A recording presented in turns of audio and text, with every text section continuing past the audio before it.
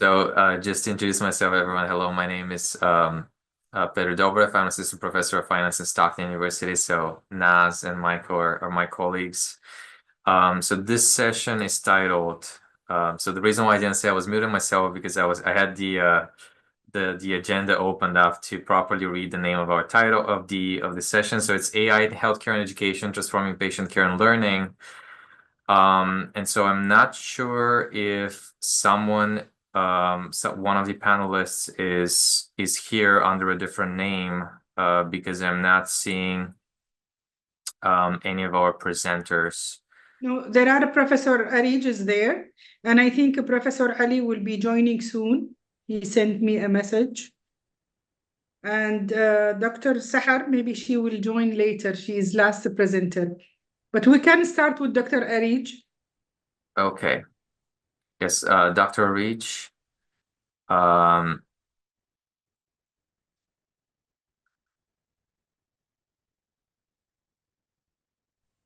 Yes, sorry, I was muted. Hello, everyone. Can you hear me? Is my voice clear? Yes, we can hear you. Okay, perfect. Okay, so if you just allow me to share the presentation. Assalamu alaikum. Oh, okay, Dr. Ali is here. يا هلا دكتور علي. عليكم السلام. المعذرة والله توي نازل من الطائرة الآن. لكن يعني الحمد لله إن وصلنا بالسلامة والآن نبدأ على بركة الله. الصوت واضح؟ الصوت واضح. البرزنتيشن بالإنجليزي بروفيسور علي. طيب من اللي معنا؟ الدكتورة أريج معانا؟ اي نعم. طيب Dr. دكتورة جاهزة تحب تبدأ؟ share your slides. بروفيسور علي تبتدي ولا دكتورة أريج تبدي أول؟ لا خلاص. the one who is ready he can start. دكتورة أريج, you can start.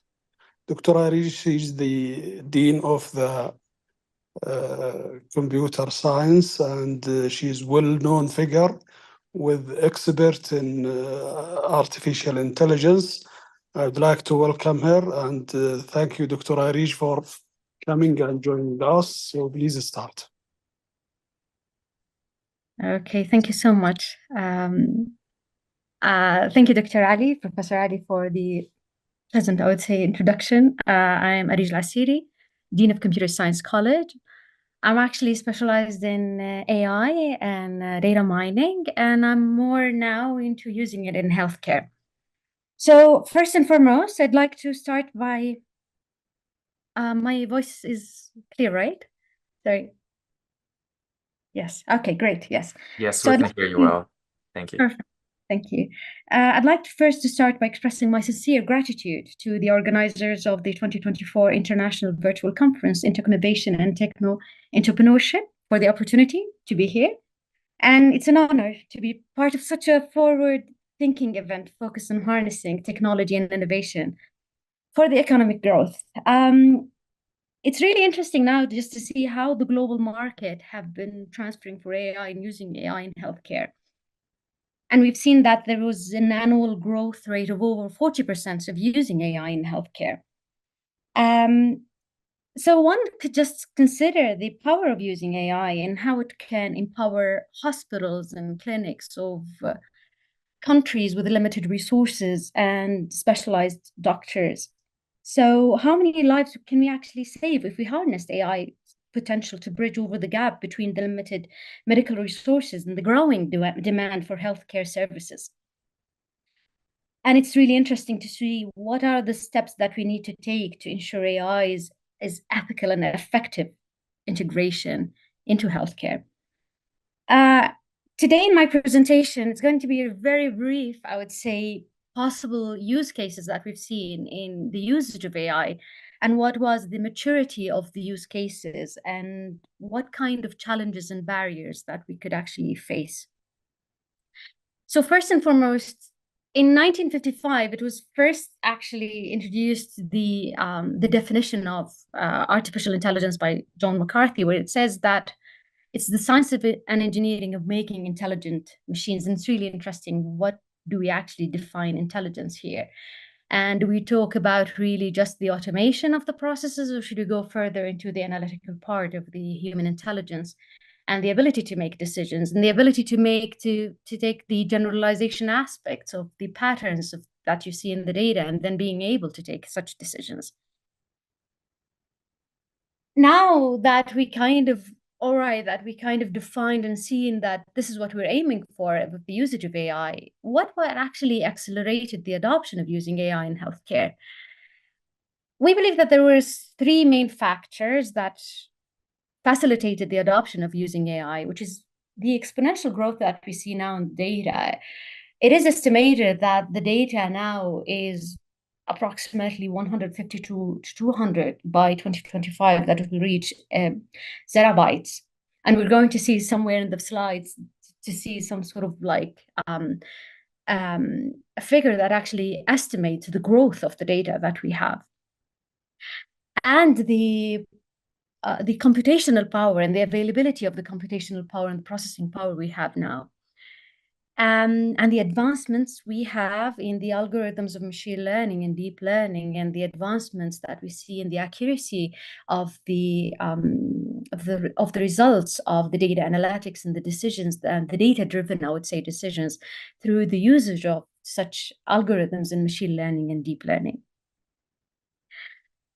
If we can just summarize, if there was the three main healthcare functions that we need to use or to adopt AI to it, in measuring, for example, like reading the radiographic images, making planned treatments, so the decisions, and the execution, such as the use of robots in operations.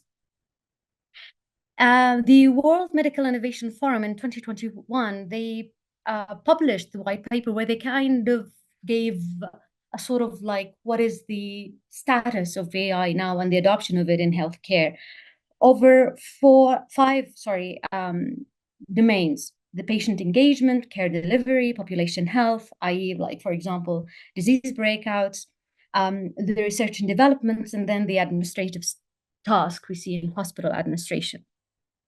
And over 4 stages of maturity, i.e. design, which is like just the ideas, and then testing it in real use cases, and then the spread, which they refer to it in the white paper, where they said that the investments made into it, and then the established. And we can see, like, for the 4 majors by 2021, it was basically some of the cases, especially in R&D, where they adopted and there were some investments made into it, and the patient engagement.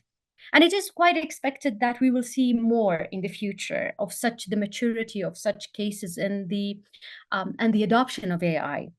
Briefly, I'm going to go through what kind of use cases and why do we actually need it in healthcare. It is quite expected that this will reduce the failures of treatments, to lower the expenses, operational efficiency, for example, the optimization of assets utilization, using in even hospital administration, the more data-driven decision making, for example, in operation scheduling and others. Here's just a few, I would say, some of the use cases we can see, and they can span from a patient engagement to hospital administration to pharmaceutical cases for drug discovery or pharmacovigilance, in various cases where we have seen some use cases for AI. Briefly, I'm going to see, like, I'll give some use cases and how they actually made a difference in some of the use cases. For example, in predictive analytics. For example, in hospitals, in New York Hospital, they were able, using machine learning, to reduce the wait time for patients to 50% when they applied the machine learning algorithms to estimate the waiting times and how to reduce it. For example, as well, another case that we could look at it was in Georgetown University Hospital, where they will be able to accelerate discharge planning for patients. So these are some of the ED bottlenecks, the emergency department bottlenecks, and the inpatient bed transfers. There are some of the few cases we can actually look at it, and we can see a very successful adoption of the AI. As well, a very successful case, which is the use of genomics the use of data science and AI in genomics. The one thing about genomics is the sheer volume of the data. When we talk about big data, genomics is a very good example of what makes data big data. Here's a very simple illustration of what actually a genomics projects and the number of data in terms of bytes, which is the computer, I would say, unit of the processing power required and the storage required and infrastructure required for it. And in every shark here, and this was actually, I took these pictures from the genomics article, data for data science. Every shark in this illustration represents 1 million gigabyte. And this is exactly in every strand of genome that we need. The successful cases where we've seen for the genomics data science, for example, they to examine the genomic strands for irregularities and effects. And it's purely because of the processing power and the computational power ability to manage and to actually scan all the possible irregulations and effects in the genomic strands, finding the links between the genetics and health, finding the right drugs and how they can actually have affected previous patients genomically. The other use case, and there was some successful, I would say, use cases for it for the drug discovery. Often the drug discovery process, it takes from 10 to 15 years to complete the entire phases of the clinical trials. It is quite a potential for AI to optimize and increase the production success rate for the drugs. As well, the pharmaceutical companies, they can use patient data to see the mutations, and in order to take that into consideration when developing drugs, to simulate how the drugs will act as well in the human body. So these are some of the promising, successful possibilities where we can actually see the AI and the factors that makes AI adoption is quite good. Another case is, for example, the digital pharmacy to automate the patient adherence programs. For example, the data science can be used to medication dispensing, medication dispensing, the packaging, the tracking, which is the whole administrative part of it, managing customers' information, the medical history. This is all where we can actually have seen the promise of using AI and being able to manage such cases. And I will conclude my presentation. I think I am within time, hopefully. Right, Peter? Yes? Okay. Good. So possible challenges and barriers that we need to keep in mind is actually the technology gap. So do we need really health practitioners to be techno-savvy, as if that's the right word? Do we need them to be technologically, to have the technology required in order to be able to use all the AI algorithms and to see where the possibilities of it? The other thing is the explainability, and this is a very huge, I would say it's a huge issue for ethical AI. Can we really explain the results that we got and the patterns that we got and conclusions and results?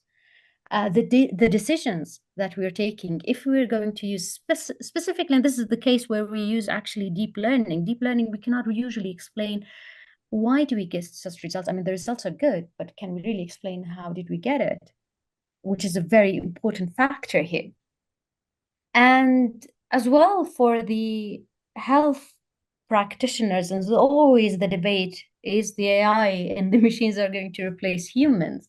And this is a very personal perspective, and from me, I would say it's just, I think it will, and this is my personal opinion, is that I think AI will facilitate, and I do agree with my colleague earlier, it is quite expected that it will make humans more efficient and they can focus on the more important task, and where they can utilize AI into their side and to their power to accelerate quite and to automate quite a lot of the processes. And if we're going to eliminate some jobs, but surely it will create new jobs. And at the end of the day, we know for a fact that it still lacks the intuition. AI wouldn't have the intuition that human and health practitioners do actually have. So that's all for my presentation. Thank you so much for the opportunity. And yeah, I'll leave the floor for my colleagues here. Thank you so much. Thank you, Dr. Arij, for this month's excellent presentation. You give overview of the potential benefits offered by the use of artificial intelligence with regard to improving patient care and diagnosis and treatment. And as you know, the use of AI in the medicine, it has a lot of variety that can help in early detection and diagnosis of many diseases, enhance the clinical decision, and help in making the diagnosis. I think we can open now the floor for any question for Dr. Arij, if anyone would like to ask any question before we start my presentation. Yeah, Dr. Alassiri, so I'm sorry if I'm mispronouncing your name. So I don't know much about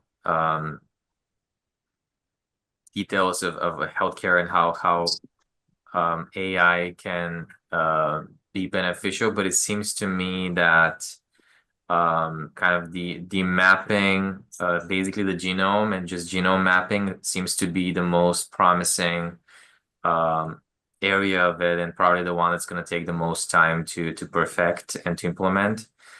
Because, and again, I don't know much about this, but from what I would suspect, and I haven't read about this, but I would suspect that the reason why people have different responses in terms of side effects to different medications is because of, I assume, different genes and just genetic variation, genetic diversity, resulting in sort of a different response.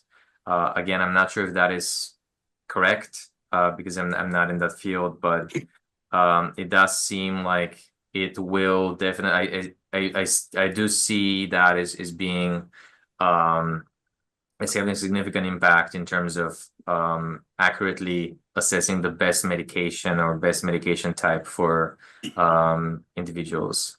Yeah, true.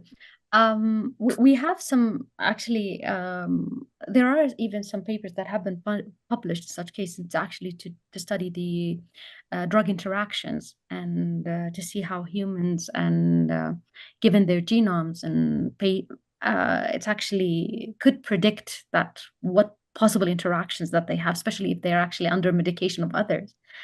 And the other thing that it's just as well, even that if you're going to dismiss the machine learning and deep learning algorithms and their abilities, it's the computational power. It's the unbeatable part. It's like being able to see such patterns and process such big data over a very short period of time. It's quite promising, and to utilize such that with the power of the AI and the machine learning algorithms, we've seen some successful results. And the fact that we keep records of all the patients and how the interactions of drugs and everything, it's really useful to actually to employ such data for the prediction of how the patients will react to such drugs. So yeah, it is very promising. True. Go ahead. Oh, thank you. I was waiting. I thought the questions were going to be taken at the end, but I can't wait to ask this question. Great presentation. Thank you. My question will be, you had one slide on challenges and barriers. Yeah. This is a great tool that we need to utilize, obviously. AI is everywhere, and it will be very important in healthcare. But on the risk side, I don't think you mentioned that. That's why I'd like to ask this question. The public has some concerns, like several concerns, and it's out there, that information, including potential biases in the usage of data for AI algorithms and the prevention and protection of patients' privacy, which raise some ethical concerns. can you comment on that, or do you have any research ongoing on that aspect, the ethical implications of it, AI usage and biases that could be there? Well, here's the thing. We have this saying that it is they are inheritably biased. They are biased by the number of cases that actually falls in such a category. So, for example, if I've seen, I will give a very silly, I would say, example because that comes to my mind now.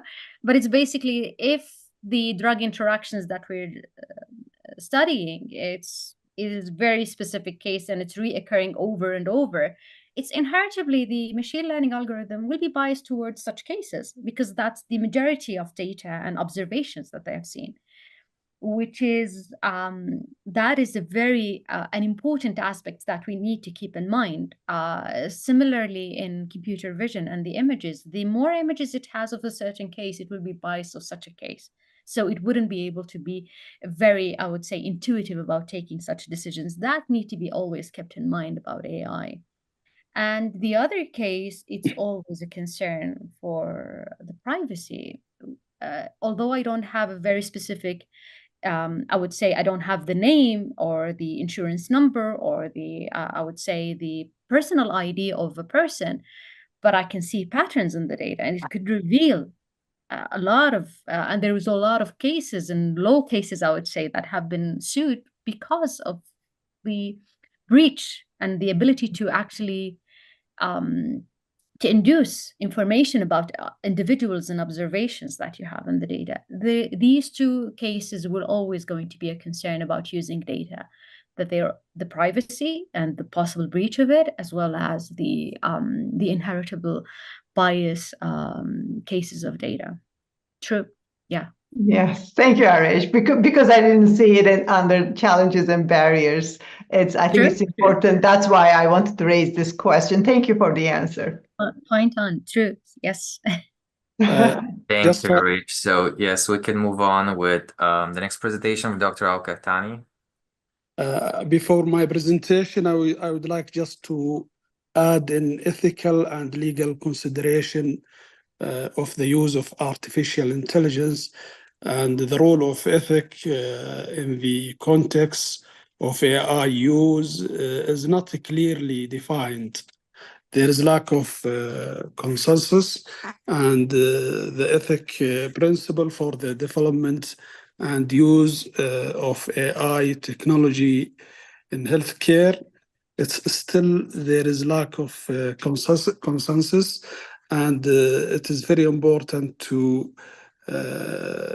consider the pertaining to research and data collection, as well as to have a clear guideline for the faculty and students to follow that during the use of the artificial intelligence. Regarding, yes. I see a raised hand by Dr. Jafal. Do you have a question about? Okay. Dr. Jafal, I see your hand is raised.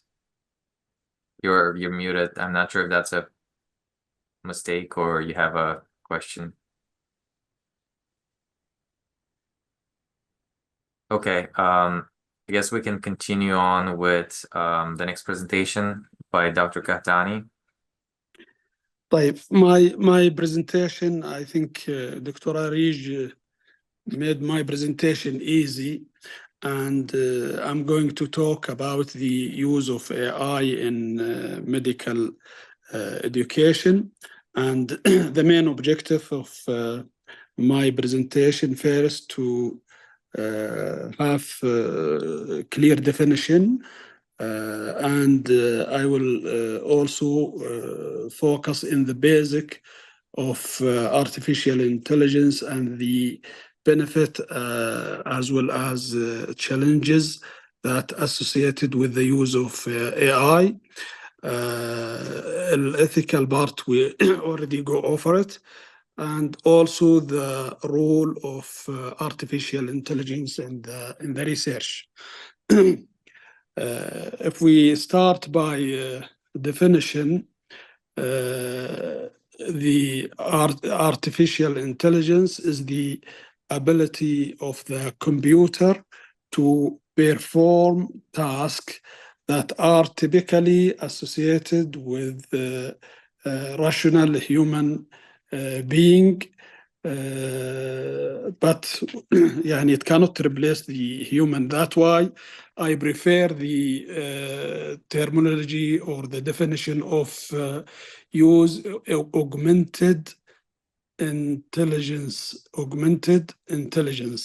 which is computer method and systematic that enhance human capability and decision making, but it cannot replace the human being.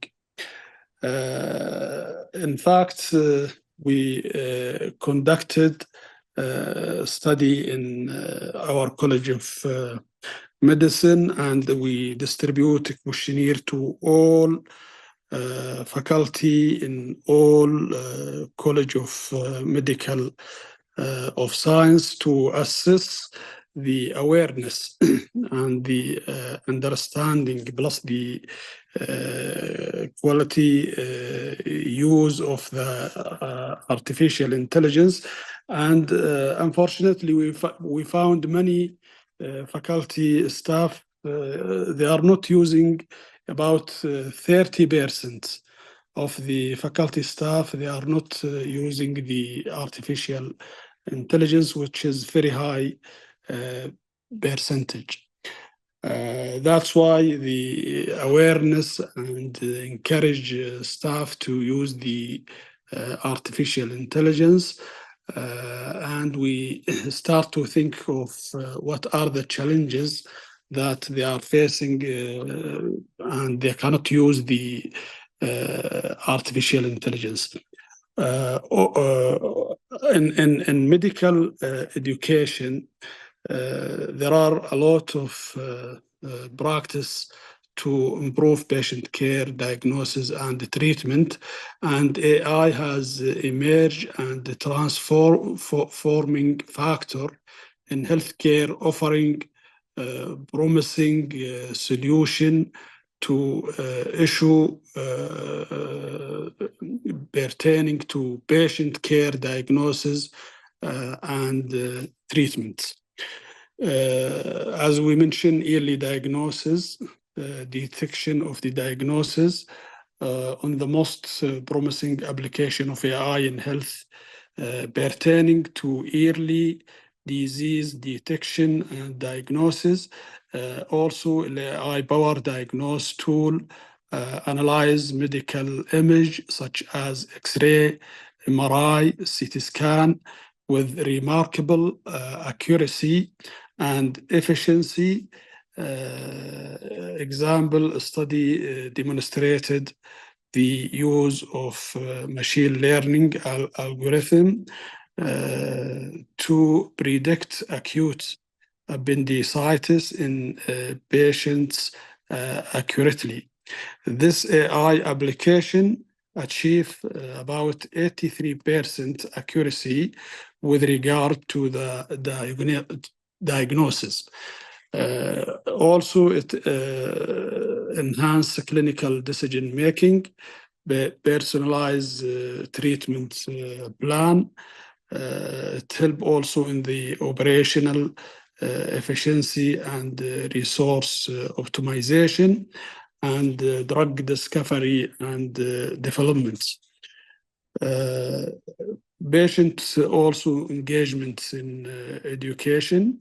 AI are transforming patient engagement and enhance therapy to take control of their health.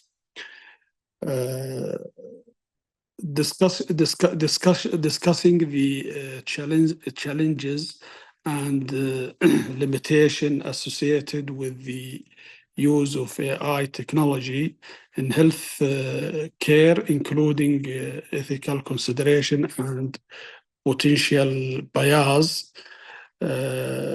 interpreting and transparency, potential bias and discrimination. Regularity and legal framework, integration to the clinical work, and also the cost and the resources constantly. I would like to emphasize some important point that the use of AI in healthcare can facilitate healthcare transformation initiative in many countries. The key area of application include early detection of the disease, personalized treatment, and enhance clinical decision making, remote patient monitoring, and telemedicine are facilitated by AI, and AI can accurately the process of drug discovery and development. Challenges pertain to data quality. Also, the cost and resources of constraint may widen health inequality, and collaboration among stakeholders is essential for the implementation of AI technology in healthcare system. Integration of AI in medical education. The AI technology are expected to be integrated into different clinical practice, including image-based diagnosis, include analysis of health data, clinical behavior, environmental, drug information, and data allocated from biomedical literature. The benefit of integrated AI in medical curriculum also is important.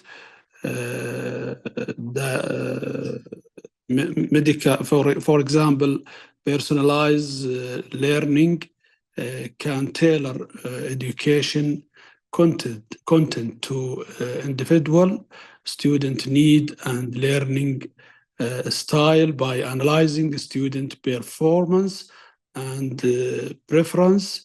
AI algorithm can recommend specific resources or activity with the goal optimize learning outcome.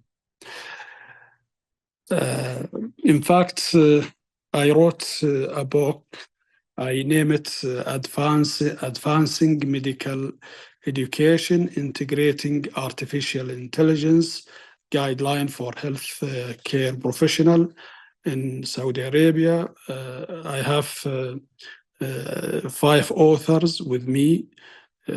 All of them are deans of College of Medicine. This guideline is very important that we should consider when we start the use of AI and the approach to be taking, especially in medical curriculum. Establishing learning objective, provide foundation knowledge, introduce medical application, explore ethic and legal consideration. Finally, evaluate the learning outcome, especially in any curriculum. Learning outcome is the keystone of any success program that could be mapped with courses learning outcome, and also with the objective and vision mission of the program. Finally, we wrote some example way of which AI can be integrated, like traditional lecture, problem-based learning in medical education, some practice session, and team-based learning. Also, it is important for assessment method and research activity. Ethic and legal consideration, we wrote it in one chapter. I think we discussed that in the previous session. And also the role of AI in the research, and there should be a clear guideline because there are many websites and many applications that could write clear research by just asking simple question, and he could get all the research. So it's very important that reviewer should make sure that some of the research could be by the help of use of AI. The future direction and opportunity of the use of AI still a lot of achievement and improvement, and I think this will be the future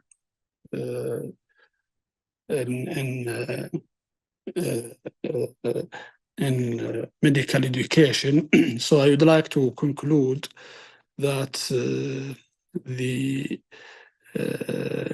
importance of guideline to provide the student with staff also with comprehensive guideline of AI can be utilized in the field of medicine, with particularly focus in medical education. By understanding the potential benefits and limitation of AI, we could make informed decision regarding incorporation of this technology. By this, I come to the end of my presentation. Thank you for listening. Thank you, Dr. Katani.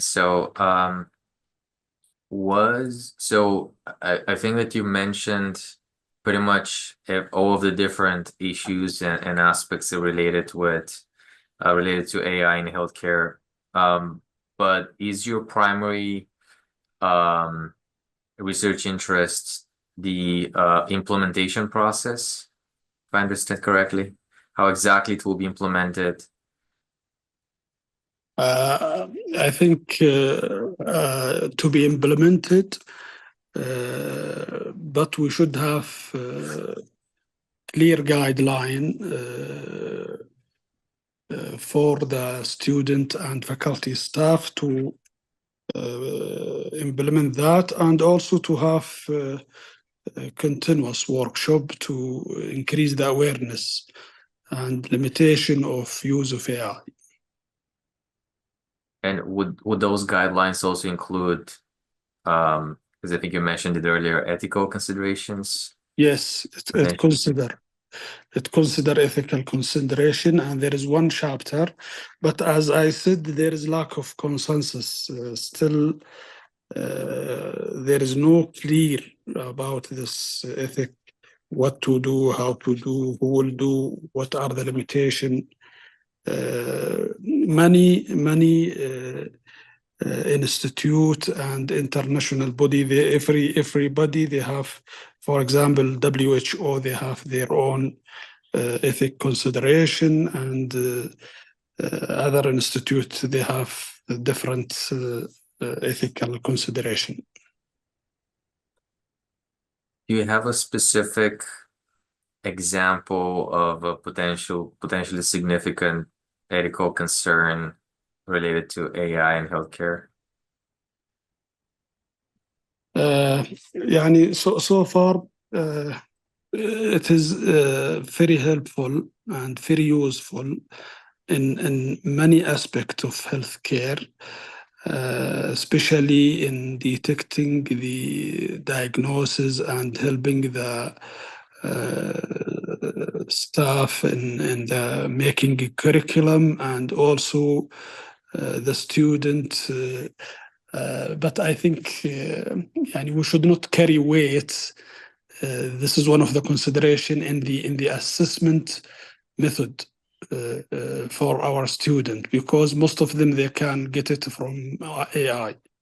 So that's why I think this is one of important consideration, that the assessment method should be different than what we are using before or doing before. I see. Okay, thank you. Does anyone have any other questions before we move on?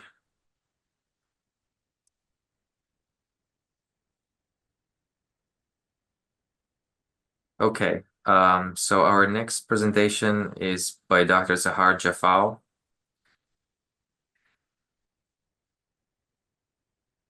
Yes. Hi, can you hear me, please? Hello, yes, we can hear you. Hi, good evening, everybody. Good evening.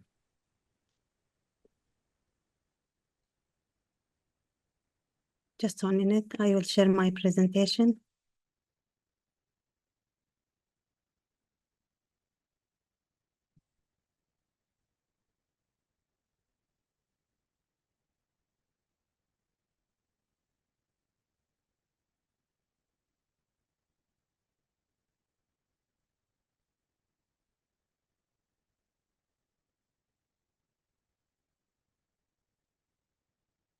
Can you see the screen, please?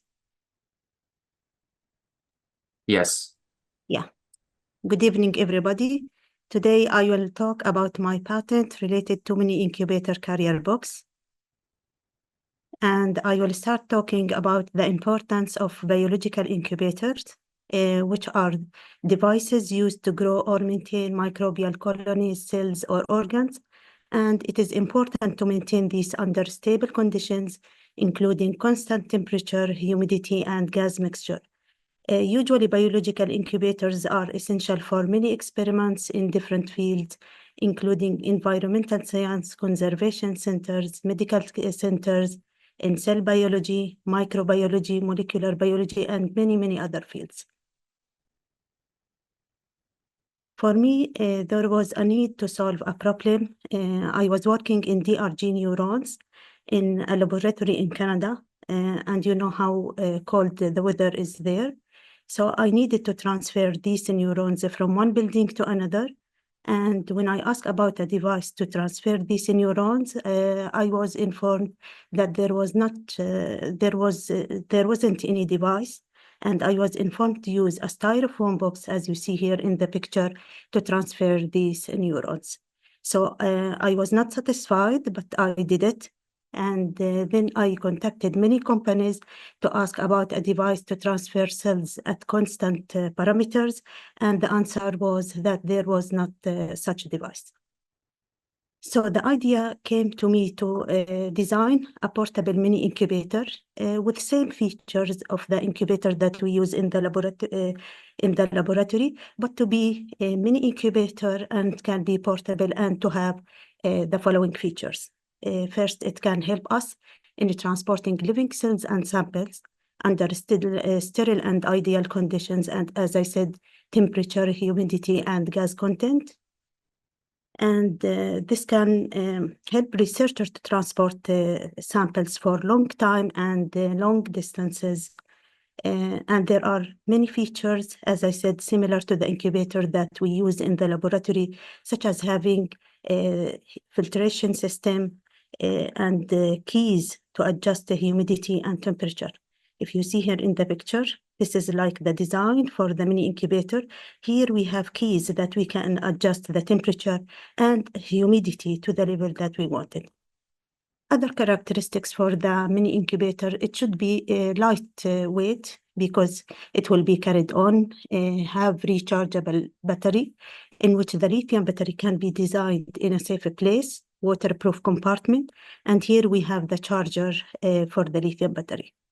Also, it is important for the mini incubator to have a handle to ease its carrying by the users, and to have outlet pressure nozzle and inlet pressure nozzle also. Because the living cells are grown in liquid media, so it was important to transfer these samples without losing them. So we need to fix the containers, as you see here, using screws or clips to enable researchers to transport them without any loss. So also the mini incubator should have a power switch and a fan switch, and to have sensors so that all the parameters that we want to fix them at constant readings can be fixed, like the pressure, temperature, humidity, and gas content. And for that, it was important, as you see here, to have a screen to display these parameters, and also to have an alarm to alert the users of any of these parameters deviates from the required level so that we don't lose the samples. Also, because this mini incubator will be portable, so it was important to have a safe gas filling system in which we can inject the gases through a hole used for gas filling, and by using a connection tube and a small size carbogen gas cylinder. And it is important to have a relative humidity unit to provide the humidity that we want for the samples. And all of these accessory parts, like the connection tube, the gas cylinder, and the sterilizer bottle, they can be kept, as you see here, in compartments. So the researcher, when transporting the samples, will have the incubator and all the necessary parts. In case if there is a shortage in the gas, the researcher can fill the gas safely. Okay. So also because there is moisture inside the incubator and we have relative humidity unit, so it was considered that it was important to consider that the inner material of the mini incubator should be made of stainless steel to avoid corrosion, and also to consider that the outer material is made of epoxy coated steel.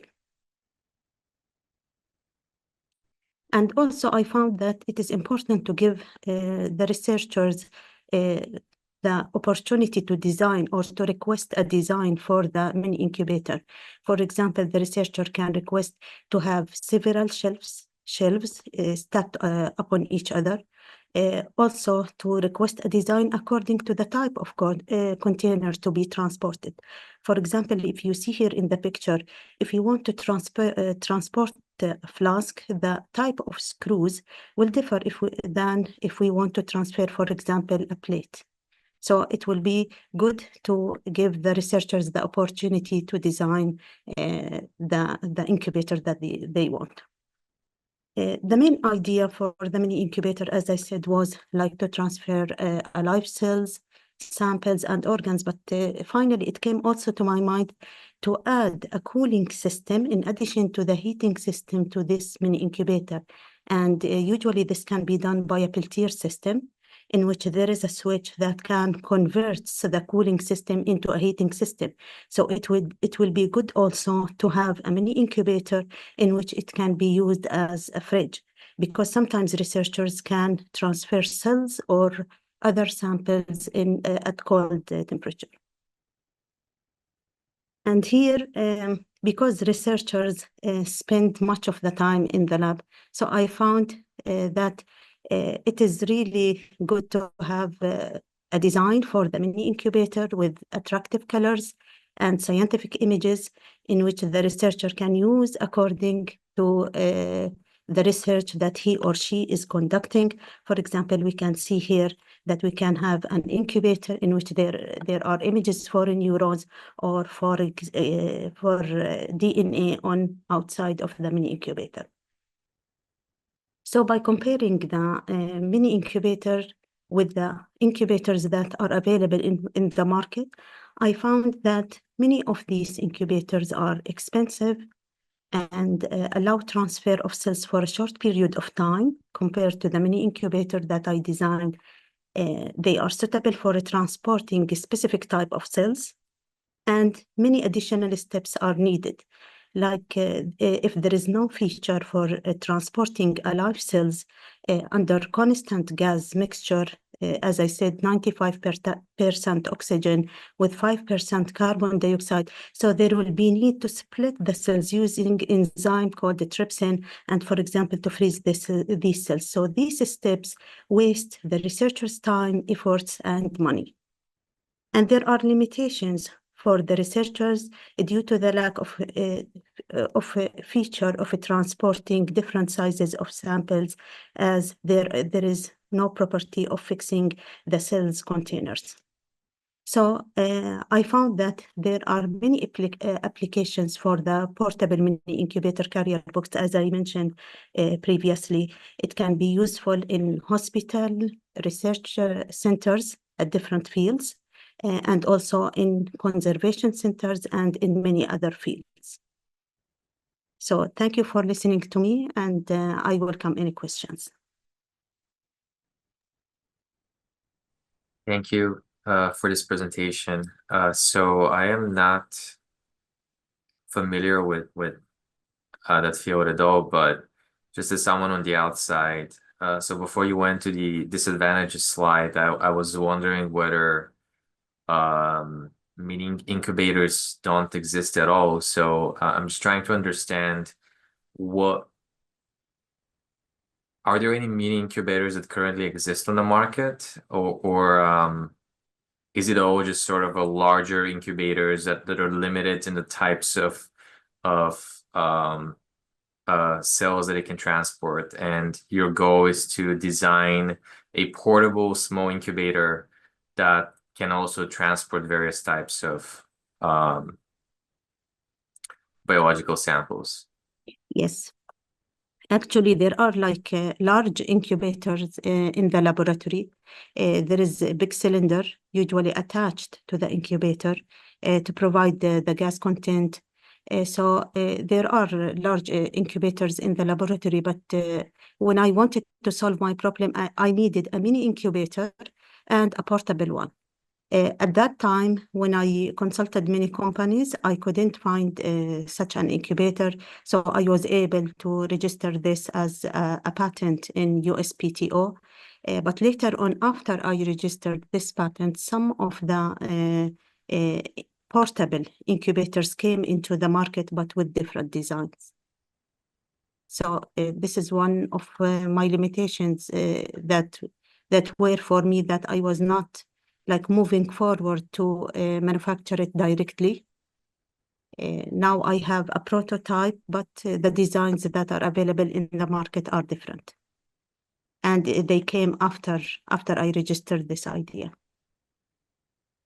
I see. So the incubators, so it's still in the prototype stage? Yes, I finished the prototype, and I participated in it in an exhibition at Kuwait, and I won the Geneva Award. But I have some of the modifications that I need to do for this prototype. Like I need it to be more lighter in weight and to add many other features.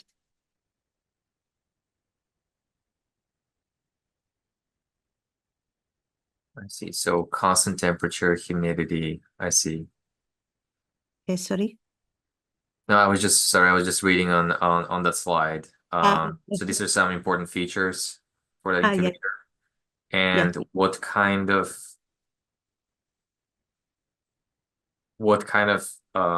biological samples it can transport, or rather what it may not be able to transport?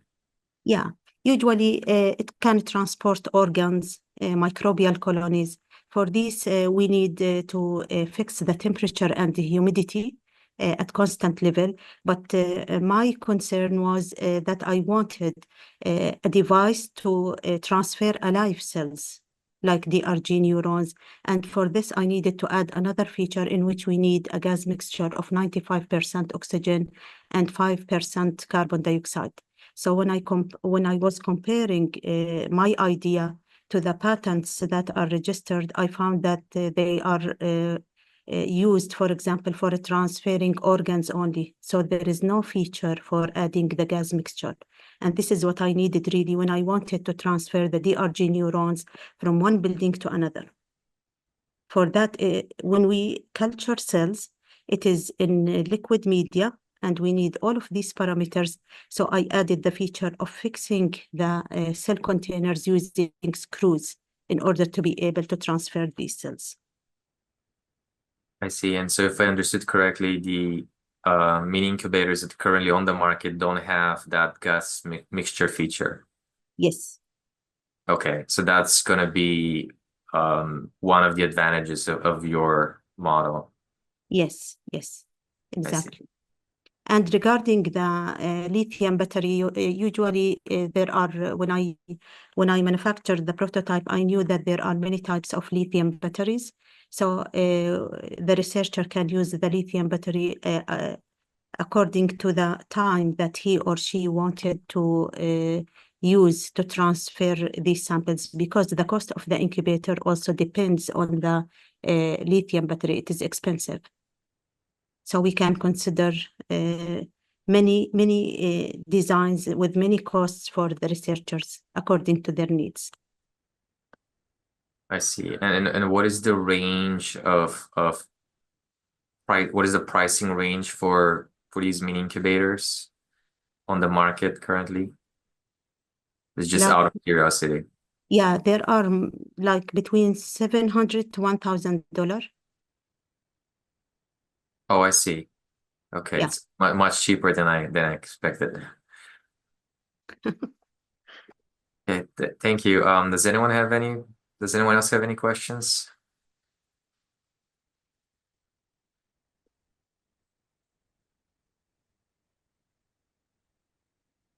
Or does anyone else have any questions about any of the other two presentations in this session?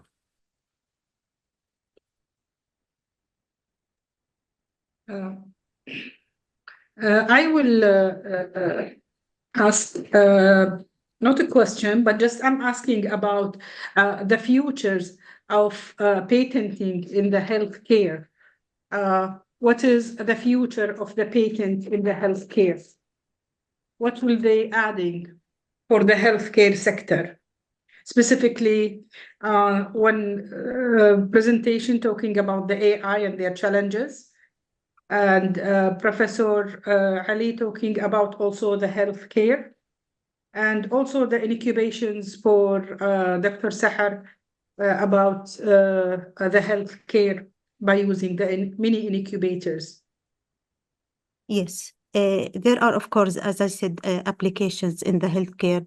If we consider like transferring organs, and usually in the hospitals there are research centers. So I find this patent more applicable for research centers, because as I mentioned, like when I was registering this patent, there are incubators for transferring organs with different features.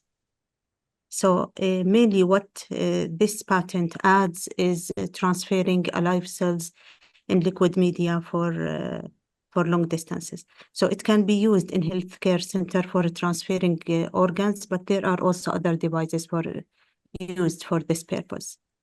Great. Professor Ali? I would like to congratulate Sahar for excellent work that she is doing. And hopefully, inshallah, she will get a patent soon from the United States. And really, I'm proud of what she is doing. And this is promising. An incubator with cost effective. Thank you very much, Professor Ali. And Dr. Arij? Thank you so much, Dr. Hanadi. Honestly, like I don't have especially like using it for incubators and the patency for healthcare. We've seen it quite with the AI and the usage of it in machine learning and deep learning specifically. Usually in computer science, the patents are in the algorithms themselves, but using it or employing it, I'm not quite sure. we don't usually register the patent for in the healthcare sector, but often in the computer science part. Okay. Thank you, everyone. I would like to now introduce the chair of our next session, my colleague, Dr. Behnam Tabako.